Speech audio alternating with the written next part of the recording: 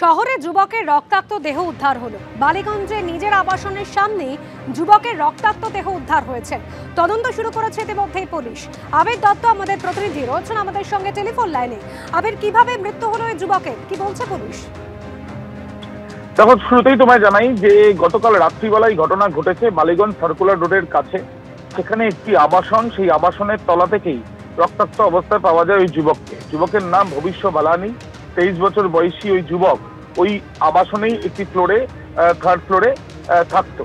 যেটা জানা যাচ্ছে প্রাথমিকভাবে সিসিটিভি ক্যামেরার ফুটেজ খতিয়ে দেখে এবং পারিপার্শ্বিক তথ্য প্রমাণ সংগ্রহ করে যেটা পুলিশ জানতে পেরেছে ইতিমধ্যে, যে যেটা সম্ভাবনা সব থেকে বেশি যে ছাদ থেকে ঝাঁপ দিয়েছে ওই যুবক। যুবকের পকেটে একটি চিরকুট ছিল, সেখানে বেশ কিছু লেখা ছিল, সেখানে সেই বিষয়টা খতিয়ে দেখা হচ্ছে এবং তার সঙ্গে সঙ্গে তার আরেকটি পকেটে বেশ কিছু ওষুধ ছিল, যেগুলো মানসিক অবসাদ কাটানোর জন্য সেই ওষুধগুলো ব্যবহার করা হতে পারে, এমনটাও কিন্তু মনে করছে পুলিশ। গতকাল খবর পাওয়ার পরে ঘটনাস্থলে বালিগঞ্জ থানার পুলিশ যায় এবং ওই রক্তাক্ত অবস্থায় যুবককে হাসপাতালে নিয়ে গেলে তাকে মৃত বলে ঘোষণা করা হয় এবং তার পরিবারের সদস্যদের সঙ্গেও ইতিমধ্যে কথা বলেছে পুলিশ, তার পরিচিতদের সাথেও কথা বলেছে এবং যে চিরকুটটি তার পকেট থেকে পাওয়া গিয়েছে সেই চিরকুটে বেশ কিছু লেখা, বিশেষত যে মানসিক অবসাদে যে সে ছিল এমনটাই মনে করা হচ্ছে সেই লেখা পড়ে। এবং তার সঙ্গে সঙ্গে ইতিমধ্যে পরিবারের সদস্যদের সঙ্গেও তারা কথা বলছেন। ওই যুবক ওখানেই থাকতো এবং তার যারা সিকিউরিটি যারা রয়েছে বা নিরাপত্তা রক্ষী তাদের সঙ্গেও কথা বলছেন পুলিশ আধিকারিকেরা। বালিগঞ্জ থানার পুলিশ ময়নাতদন্তের রিপোর্টের জন্য ইতিমধ্যে অপেক্ষা করছে। যদিও প্রাথমিকভাবে তাদের যেটা অনুমান যে ছাদ থেকে ঝাঁপ দিয়েছে ওই যুবক এবং মানসিক অবসাদেই সেই ঝাঁপ নাকি অন্য কোনো বিষয় রয়েছে সেটা খতিয়ে দেখা হচ্ছে বলে পুলিশ সূত্র থেকে জানা যাচ্ছে। ধন্যবাদ আবির।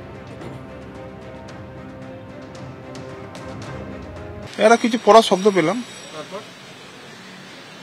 তারপরে তো ওকে সবাই এলো, সবাই গাড়ি করে নিয়ে যাওয়া, হসপিটালে নিয়ে যাওয়া হলো। এখানে থাকতো, এই বিল্ডিং এই থাকতো।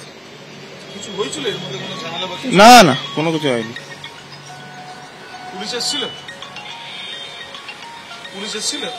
কালকে এসেছিল। এদিকে আবাস যোজনার নাম করে কাটমানি চাওয়ার অভিযোগ উঠেছে দিকে দিকে। পাঁশকুড়াতে এবার খোদ জয়েন্ট বিডিওর নাম করে ফোন করে টাকা চাওয়ার অভিযোগ উঠেছে। একেবারে পাঁশকুড়ার ঘটনা এবং থানার দ্বারস্থ পর্যন্ত হয়েছেন পাঁশকুড়ার বিডিও। যেটা অভিযোগ, ফোন করে পাঁশকুড়ার জয়েন্ট বিডিওর নাম করে টাকা চাওয়া হচ্ছে বিভিন্ন গ্রামবাসীদের কাছ থেকে।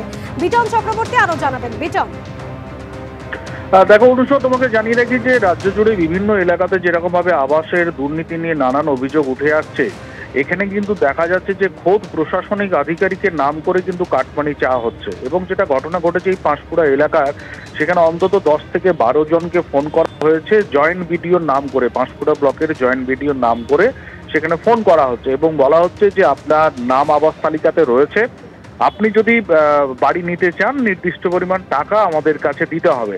স্বাভাবিকভাবে এই বিষয়টি যখন সামনে আসে তা নিয়ে কিন্তু হইচই শুরু হয়ে যায় এবং খোদ পাঁশকুড়া ব্লকের বিডিও তিনি কিন্তু প্রতিকার চেয়ে পাঁশকুড়া থানার দ্বারস্থ হয়েছেন এবং পার্টিকুলার দুটো নাম্বার থেকেই কিন্তু এই ফোন করা হচ্ছে বিভিন্ন উপভোক্তাদের কাছে এবং সেই ফোন করে কিন্তু সেখানে আর্থিকভাবে টাকা চাওয়া হচ্ছে তাদের কাছ থেকে। তো আর এই ঘটনার সামনে আসার পর থেকে কিন্তু রাজনৈতিক চাপানোতরও শুরু হয়েছে। ধন্যবাদ বিজন।